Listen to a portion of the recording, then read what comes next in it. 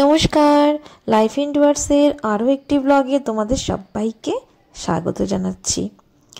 আজকে আমরা সকাল সকাল বলতে 10টা বেজে গেছে। তো আমরা রেডি হয়েছি, যাচ্ছি মামা বাড়িতে।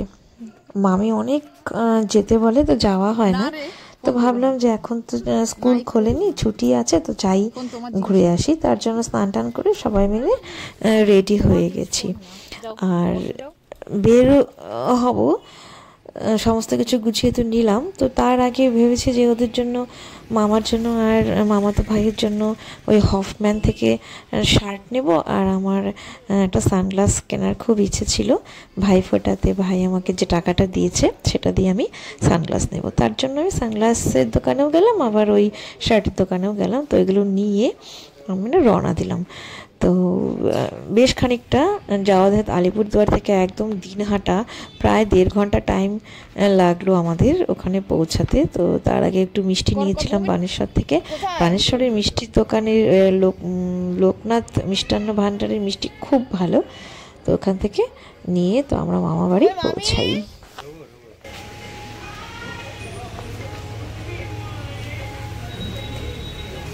কোথায় মামি? মামা কেমন আছো? হ্যাঁ, হ্যালো। এ বাবা সুন্দরী, আসো না, বসো বসো।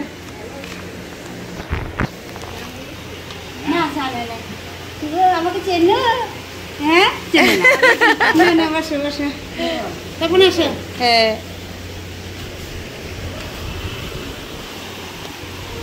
ওইখানটা নেবে তুমি।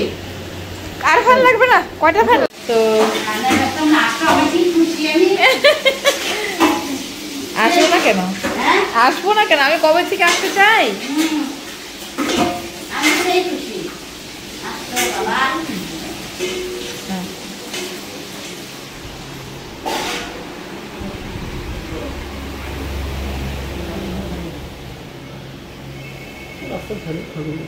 রাস্তার ধারে না একদম ঠিকই আছে।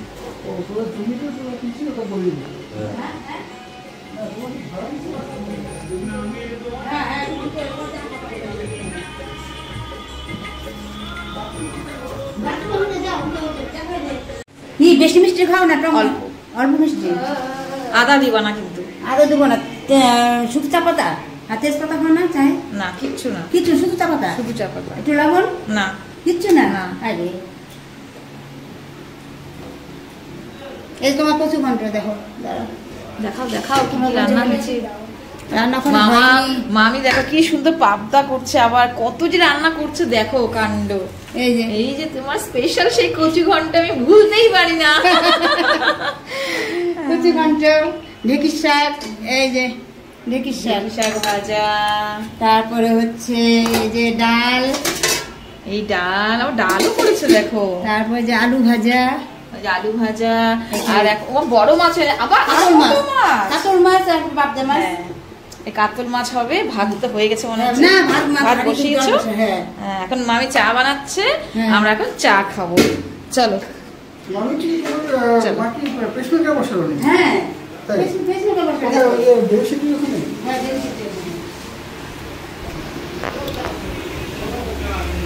এই ঘরে মা আর গুপি বসে বসে গল্প করছে।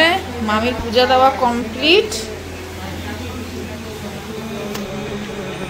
একটা বারান্দা,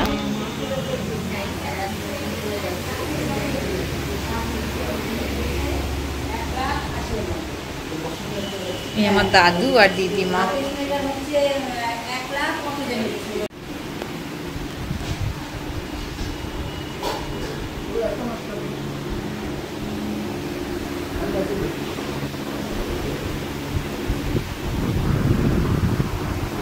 খাও ভাবি, একটা মাছ খাও। ধর আমি মাছ বেছে দিচ্ছি।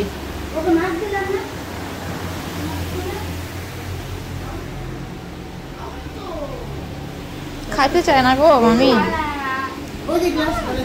মাছ খাইতেই চায় না।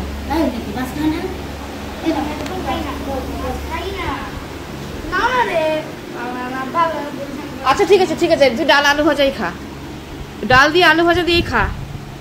এত কিছু খাওয়ার ওর কিছু ডাল আলু ভাজাই খাবে। কি খাবো? মাছ তো খাবো না।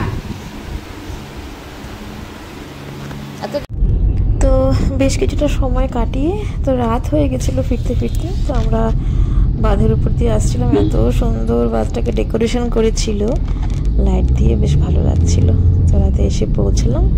তার পরবর্তীতে রত্না রাতের খাবার করেই রেখেছিল। মামি অনেক বলেছিল থাকতে, তো আমরা থাকিনি।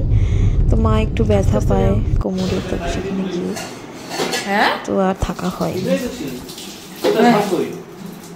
ওই যে নিচে এখানে এটার মধ্যে ওই যে নিচে বাটিতে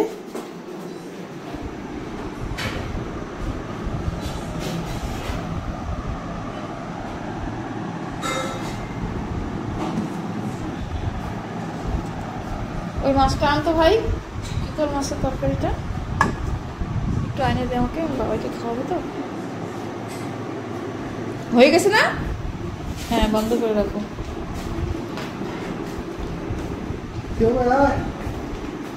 নিচে রাখে দিছে ভালো ঢাকনাটা, ওটা উঠাই।